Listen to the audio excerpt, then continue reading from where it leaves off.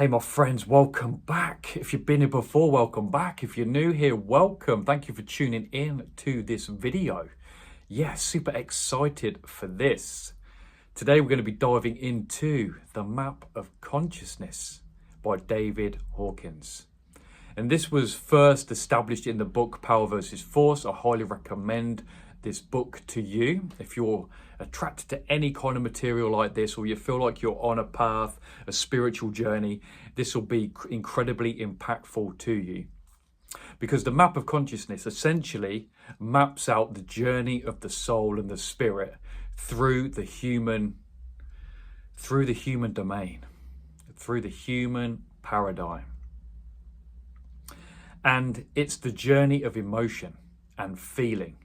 And I talk about that a lot in my videos. I spoke about it in the last one when it came to the subconscious mind and the importance of feeling when it comes to creating our reality. See, the map of consciousness is beautifully illustrated. It will be around on this video somewhere around about now for you to look at it whilst I'm talking to you. And the map of consciousness essentially is a illustration of human emotion and feeling, but also it's the measurement of frequency and vibration. It's the first time in human history that we have a gauge of how to measure what emotion is what and what frequency it is vibrating at. And that is given with the number that is next to the word. And you will see that it's split. We can split it down into two paradigms. It's actually split down into two paradigms. Below the line, we have the survival paradigm. And above the line, we have the spiritual paradigm.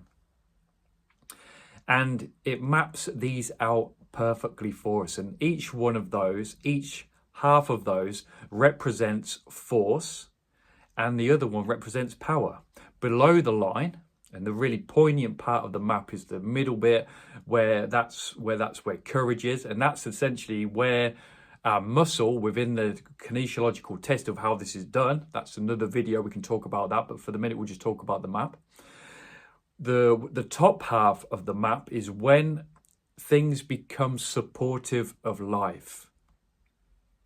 When the response of the kinesiological test goes strong. And everything below that would make us go weak when it comes to that very quick response. Below the line is like a no from the universe. And above the line is like a yes from the universe. I got your back. Yeah. And we have these two paradigms that we're navigating through. And it's really cool. One thing I love about this, whatever tradition you look into, there will always be this journey of the soul, journey of the spirit. And you can think about this map of like the 21st century version of a spiritual, or like a tradition of mapping out this journey of the soul that we're all on at the minute. And well, let's define what force and power is. Okay, so it's not the usual way you would hear these words. They're translated differently in this context. Power in particular, but let's start with force. Force can be determined as physical, mental, and emotional force, contraction. You know, when we have that, you could put in the word resistance as well. And we can bring this into our own journey and our own body and our own nervous system of when we are applying force mentally, emotionally, and really, it is mainly mentally and emotional force. When we try to make things go our way, and we try to this is like the heart of, say, manipulation. You know, like manipulation in a way that we're trying to kind of like somehow steer our ship in a way that's advantageous to us, which is from the eyes of just survival. This kind of me, push, everything away. And the survival paradigm, which is that lower half of the scale, has been the one that's been prevailing for many thousands of years.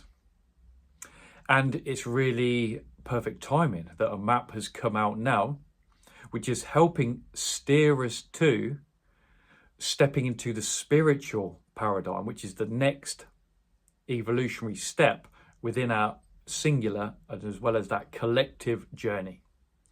Because the the survival paradigm has been the prevailing force, that's what's created all this confliction and distortion within the reality that we experience. So now we have this mapping out this journey of what we are stepping into next and what we need to resolve right now. And this is the creation of a new story. This is the next step in our evolution, singularly and collectively. And that's why these things, information starts to pop up, discoveries start to be made to help aid us through this process. And that's what the map of consciousness beautifully does. A major part of the map of consciousness, which it illustrates, is it goes into quantum physics and energy patterns. And if you look at the map that's around me right now, around about now, each level would be a determining energy pattern, which essentially means the creation of the reality itself from that feeling and emotion. From the vibration and frequency, an energy pattern is created. And that energy pattern is what we would experience as the objective world that we are navigating through. For example, if predominantly fear is a very strong animal brain emotion, and from that strong emotion, everything in our life is orchestrated and manifested due to that strong emotional tone. Everything is shaped, the people, the persons, the situations and circumstances, and our overall energy and vitality will be massively influenced, completely influenced by that predominant emotion. And nothing is just completely one level. We fluctuate. You want to think about like how things move through the sea and things change. And like the perfect way to look at this is a temperature gauge. Think about the map of consciousness like a temperature gauge. When we're in like the high water is completely different when it's 35 degrees to when it's minus 35 degrees. And that's exactly what it's like for this map of emotion. We can be in fear, but we can have moments where we're elevated to love and peace. But what we'll find is we have this like air conditioner unit that keeps us kind of fluctuating, but keeps a baseline of a predominant emotion. And we know we can feel into that. We know when we have predominant moments of shame, fear, anger, and we know when these emotions are prevailing within us. Maybe not always very consciously, but on an unconscious level, we do. And it's from the predominant emotion and frequency of point of the map of consciousness, which will be the predominant objective reality that we will experience through everything that we could class as inharmonious, discord, conflict, all of that stuff, you know, when we're far away from what we would call flow state. But we have these moments where we drop into a higher vibration, and it's that moment where it's like, oh wow, oh God, what's this? It feels so brand new. And going back to what I said previously about the survival paradigm being the predominant force over tens of thousands of years, which it has been over millennia, eons of time actually, it has been the prevailing paradigm.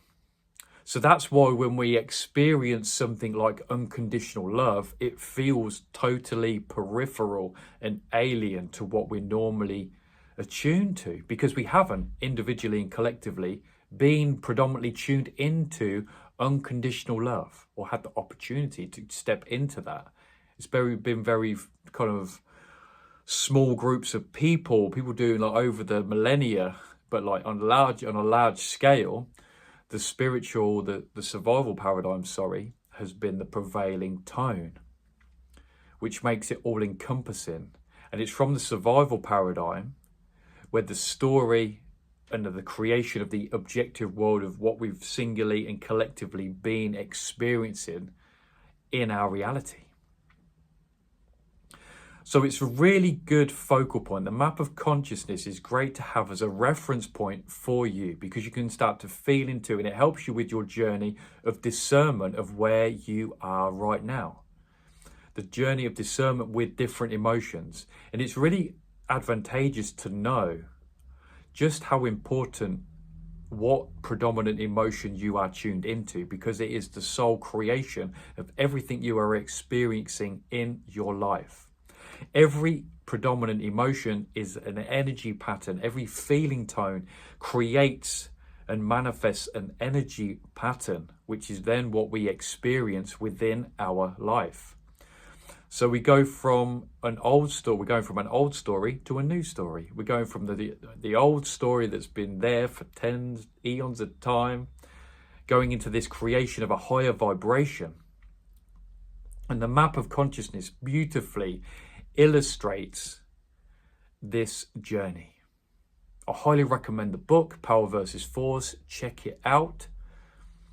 Find some resources to tune into.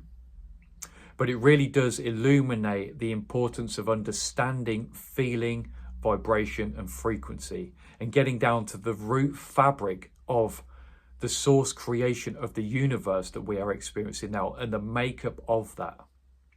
Because each level of consciousness is like tuning into a radio station.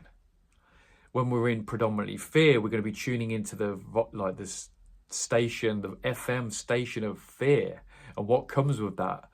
The feelings, the thoughts, the beliefs, all are tuned to that frequency, that fear FM, or it could be anger FM. Everything is orchestrated from that frequency and vibration. And it's down to you to start really putting in the work. That's what this is about. The spiritual journey is about putting in that work. And it's not forcing work, it comes down to that force. Just realised we hadn't spoke about power, and we'll talk about that in a second.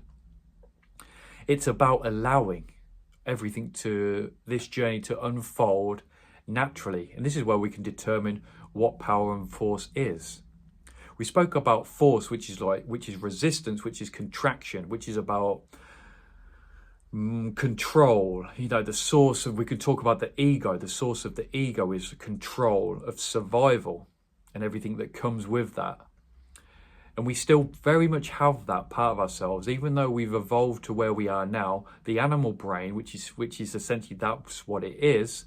The roots of the ego is from the animal brain. That never switched off, and it's the oldest part of ourselves, and that's why it's the toughest to transcend. So force has been predominant. Now, as we can see from the map, we have this spiritual paradigm, which is then moving into power, which is acceptance, neutrality, peace, harmony, love, joy, and enlightenment, if we want to talk about enlightenment. Our deeper connection to God. And essentially, it's varying degrees of love. We can break it down for that as well. At the bottom of the scale, there's not a lot of love. The more we go up the scale, there's deeper and deeper, higher degrees of love. That's a great way to reflect on it.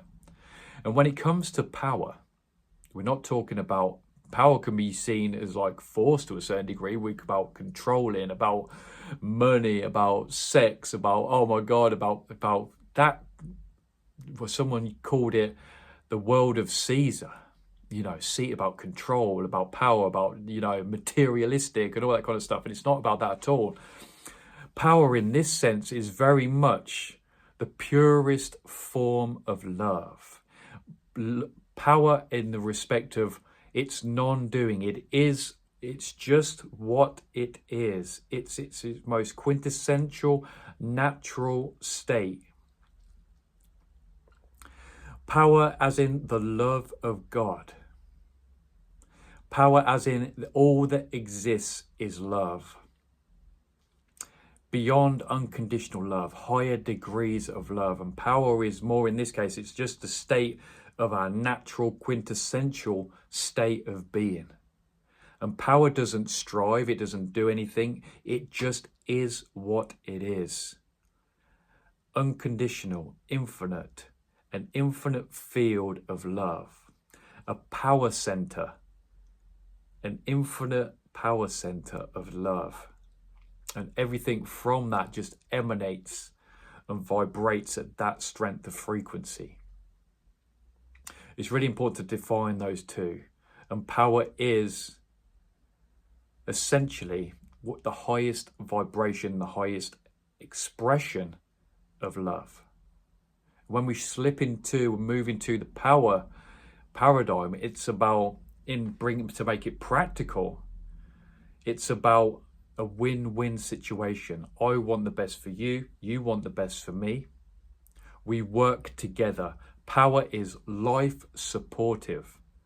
Power is the universe expressing itself in its most aligned natural state.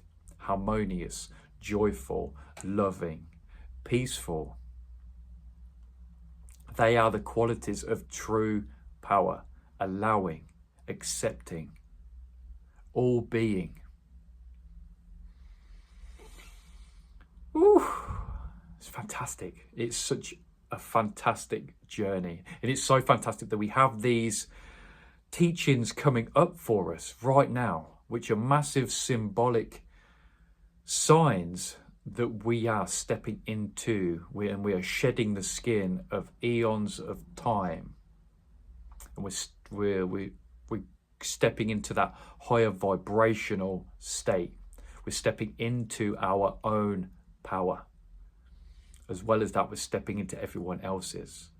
It's about individually and collectively coming together and moving forward together. And that's what the spiritual journey is about. And on the map of consciousness, it shows us exactly what we need to work through and let go in this now moment. What we need to become aware of, that we need to let go of. What emotions are holding us back from stepping into the power of love.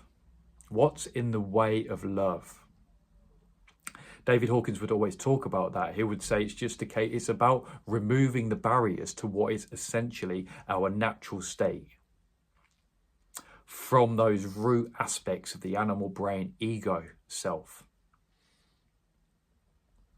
So have a moment to reflect now. Reflect on your journey and feel into what on this map around here, what in the lower phase, lower part of the map, are you navigating through at the minute? What do you need to become aware of that's being brought up for you and reflected back at you? What emotions do you need to process through? What are you being made aware of that's stopping you from stepping into that higher aspect of yourself, which is the one self of everybody? Whew. Thank you so much for being here, my friends. Thank you for tuning in again and listening to my videos. I love you all being here so much. Drop a comment, like, subscribe if you feel called to it. And I'll see you in the next video for some more cool content, all within this paradigm. Yes, and I'll see you then. Take care.